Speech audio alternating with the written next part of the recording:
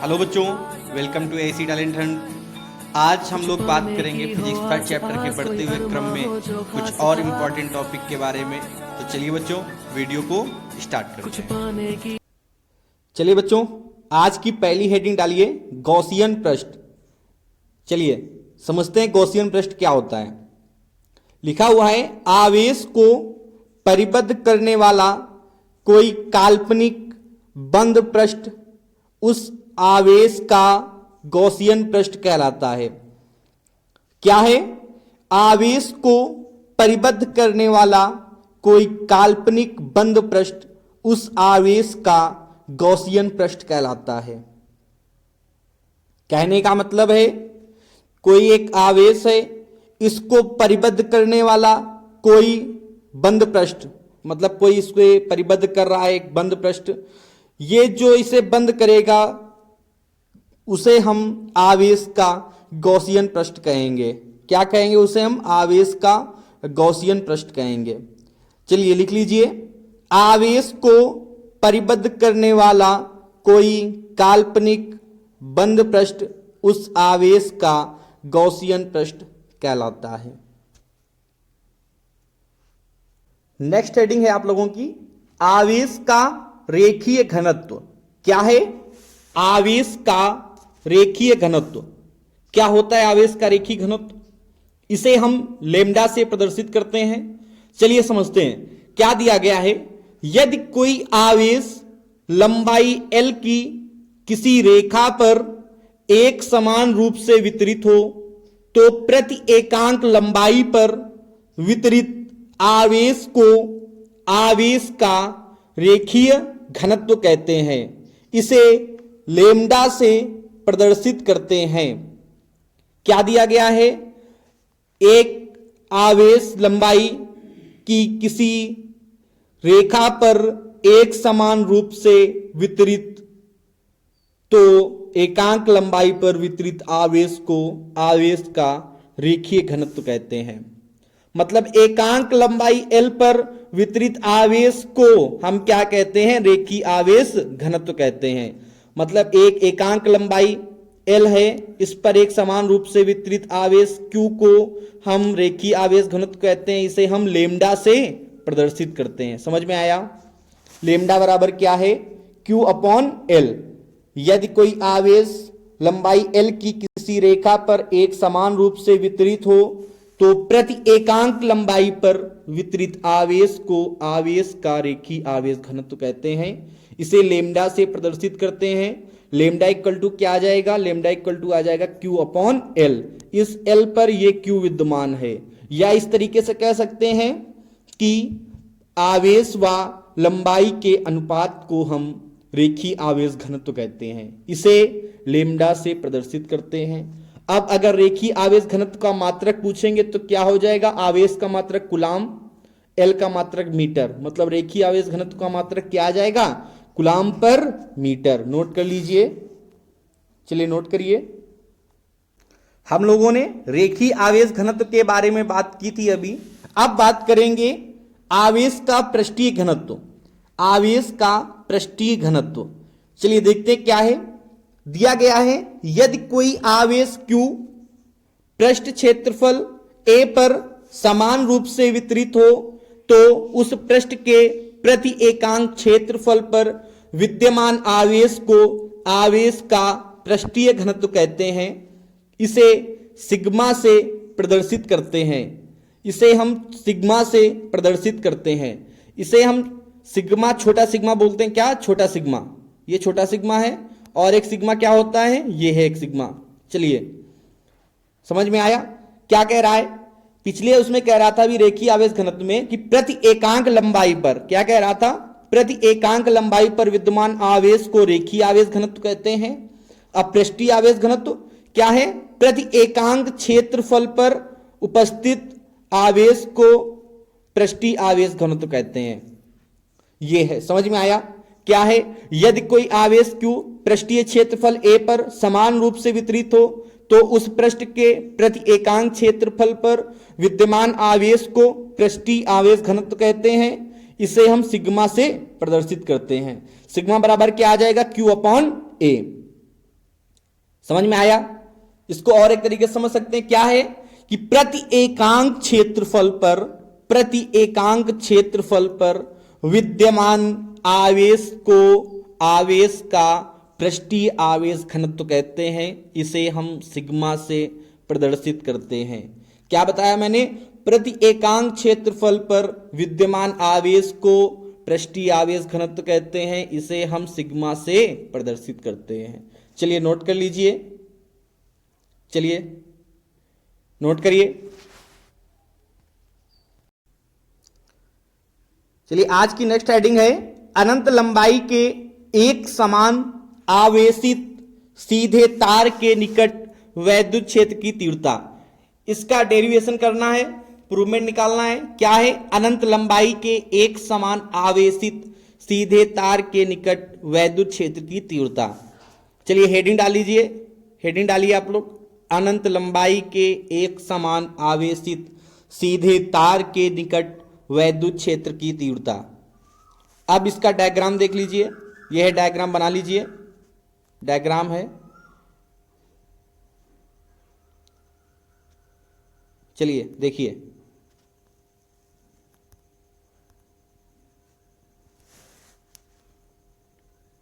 क्या है ये?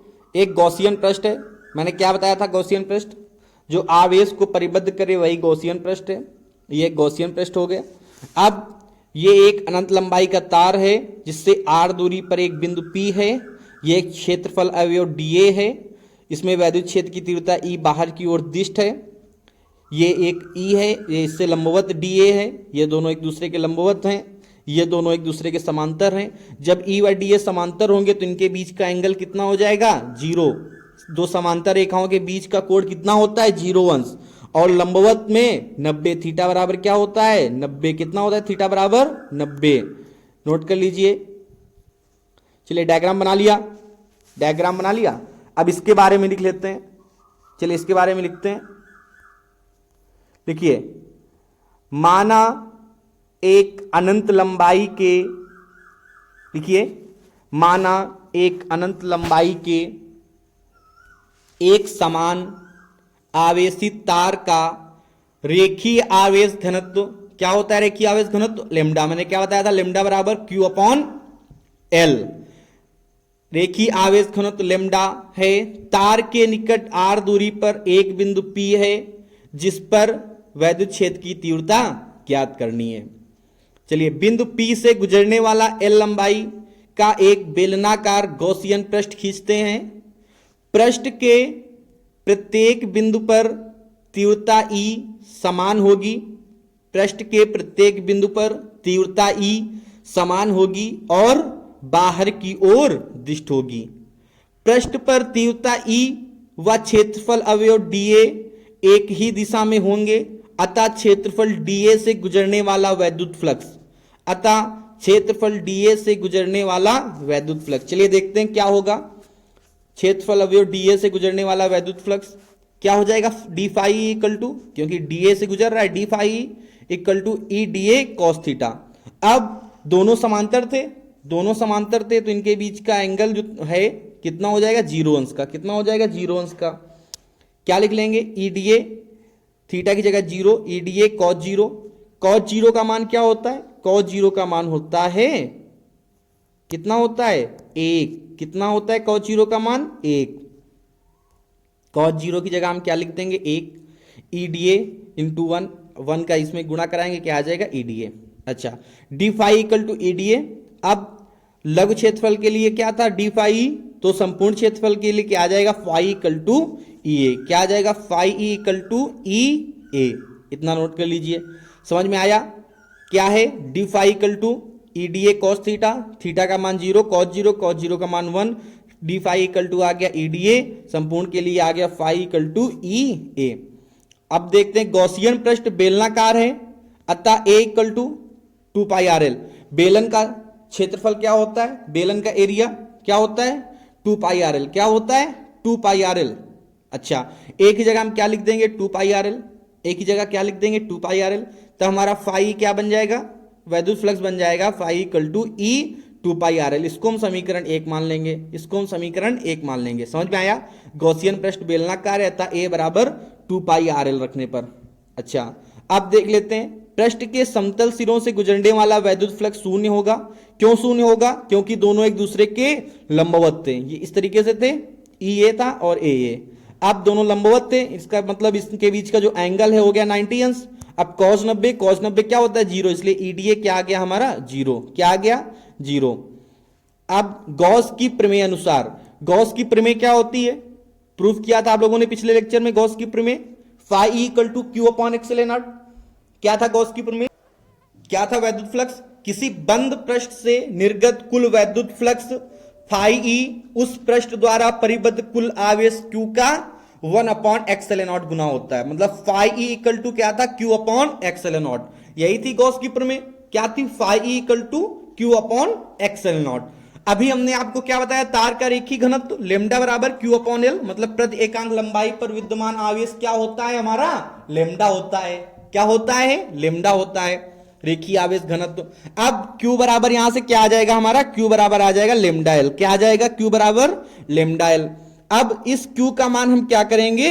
समीकरण 2 में रख देंगे। Q का मान हम क्या करेंगे? Q का मान समीकरण 2 में रख देंगे। जब समीकरण 2 में रखेंगे तो हमारा क्या बन जाएगा? Phi equal to lambda L upon epsilon naught. क्या बन जाएगा? Lambda L upon epsilon naught. Note करिए, इतना नोट हो गया। चलिए अब समीकरण 1 व समीकरण 2 की तुलना कर देंगे। समीकरण 1 व समीकरण 2 की तुलना कर देंगे। देखिए, phi E equal to lambda L upon epsilon naught, phi equal to E 2 pi R L upon 2 pi R L. Phi equal to क्या है? E 2 pi R L. अब जब दोनों की तुलना करेंगे तो क्या हो जाएगा हमारा? E 2 pi R L equal to क्या हो जाएगा? Equal to lambda L upon epsilon naught. ये तो हो जाएगा।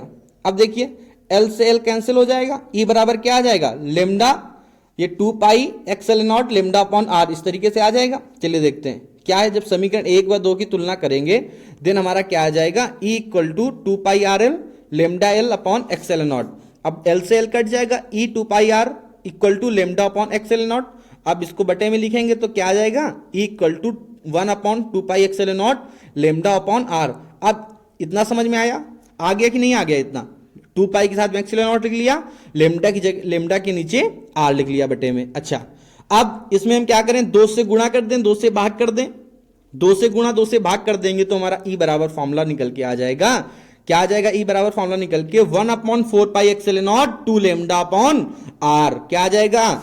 E equal to 1 upon 4 pi epsilon naught 2 lambda upon R. Note कर लीजिए, चलिए नोट करिए, लिख लीजिए इसमें। अतः रेखीय आवेश के कारण वैद्युत क्षेत्र की तीव्रता ई रेखीय आवेश से बिंदु की दूरी आर के व्युत्क्रमानुपाती होती है। ई व्युत्क्रमानुपाती आर, ई व्युत्क्रमानुपाती आर। चलिए फिर से समझ लेते हैं इसको एक बार। यहां तक आ गया था आपको? Lambda phi equal to lambda L upon epsilon naught. समीकरण 1 व 2 की तुलना कर देंगे तो हमारा हो जाएगा E 2 pi R L equal to lambda L upon epsilon not. अब एल से L cancel, E 2 pi R L क्या बन गया? E 2 pi R L equal to lambda upon epsilon not. अब 2 पाई आर एल इसके नीचे जाएगा, 2 pi epsilon not के साथ में लिख लिया, आर हमने एक्सएल नॉट की जगह लिख दिया। तो क्या आ गया हमारा? E equal to 1 upon 2 pi epsilon not lambda upon R. अब 2 से गुणा 2 से भाग करा देंगे तो हमारा क्या आ जाएगा बन के समीकरण? E equal to 1 upon 4 pi epsilon naught 2 lambda upon R. Note कर लीजिए, ये हमारा निकल के आ गया एक रेखीय आवेश घनत्व के कारण अनंत लंबाई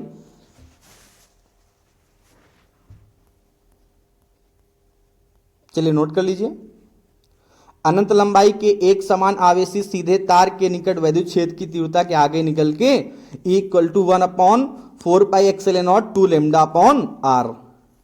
नोट कर लीजिए।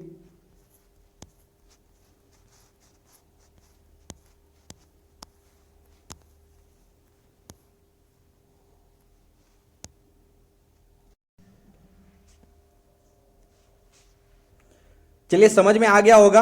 अब हम लोग नेक्स्ट हेडिंग डालते हैं, अनंत विस्तार की समतल आवेशित अचालक चादर के निकट वैद्युत क्षेत्र की तीव्रता। क्या हेडिंग? अनंत विस्तार की समतल आवेशित अचालक चादर के निकट वैद्युत क्षेत्र की तीव्रता। इसका डायग्राम देख लेते हैं। यह है इसका डायग्राम, बना लीजिए। ये गॉसियन पृष्ठ है। चलिए, इसमें क्या है, दोनों दिशा में ई और डी ए समांतर हैं, एक दूसरे के विपरीत हैं। यहां से एक बिंदु P है, ये इसका एरिया है A, ये बिंदु P है। चलिए, बन गया डायग्राम।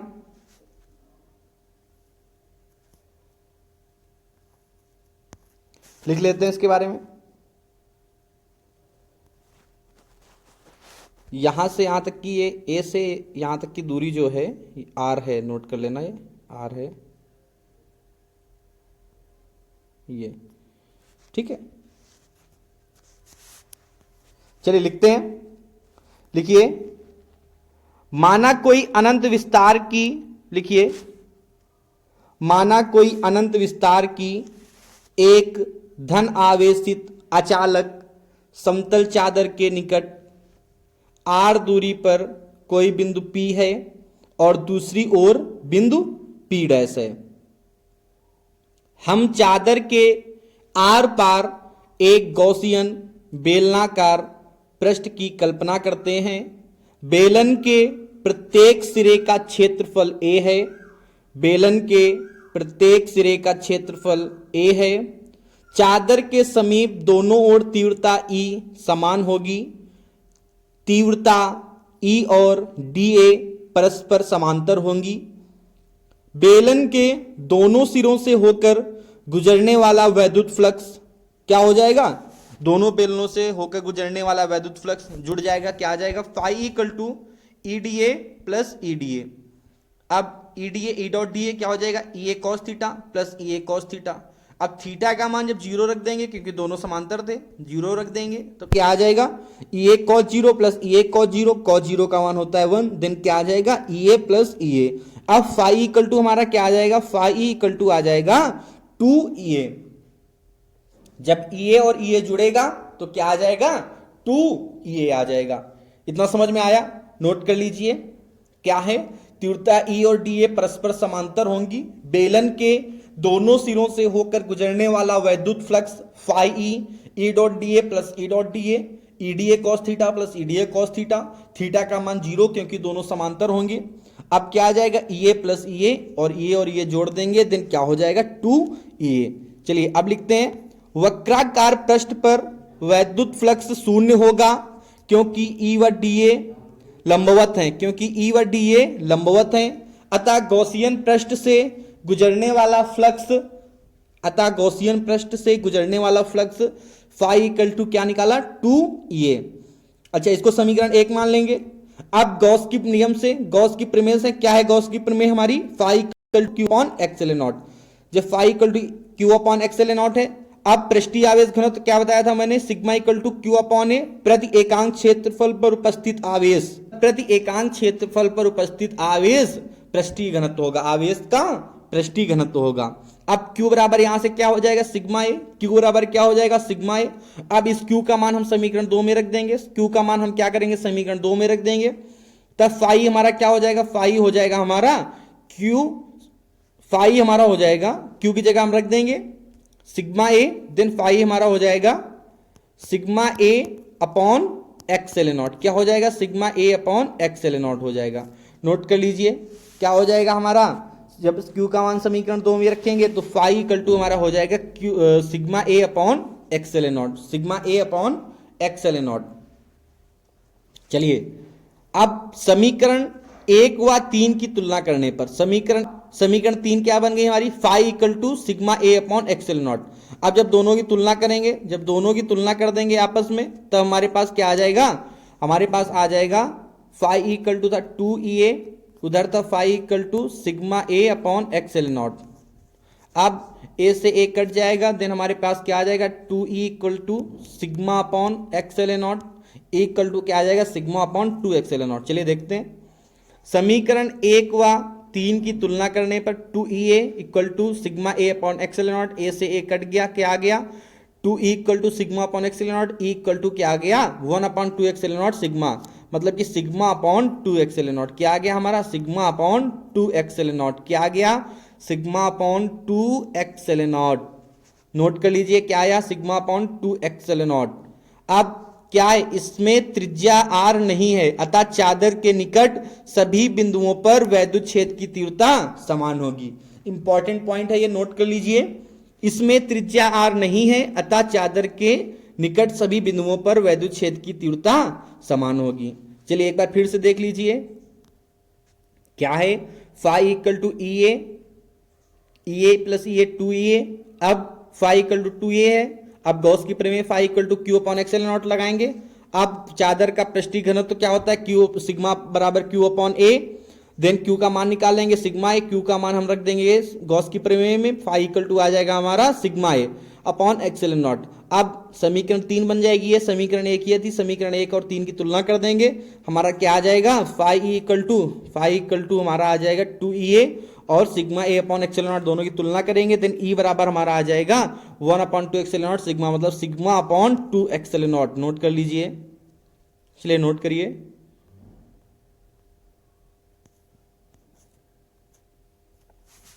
आज हम लोगों ने 2 इंपॉर्टेंट प्रूवमेंट को समझा है। आई होप आप लोगों को समझ में आए होंगे। जहां भी आप लोगों को ना समझ में आया हो, कमेंट बॉक्स में कमेंट कर दीजिए। हम नेक्स्ट लेक्चर में आप लोगों को जो आप लोगों का कंफ्यूजन है वो हम लोग क्लियर कर लेंगे। चलिए देख लीजिए।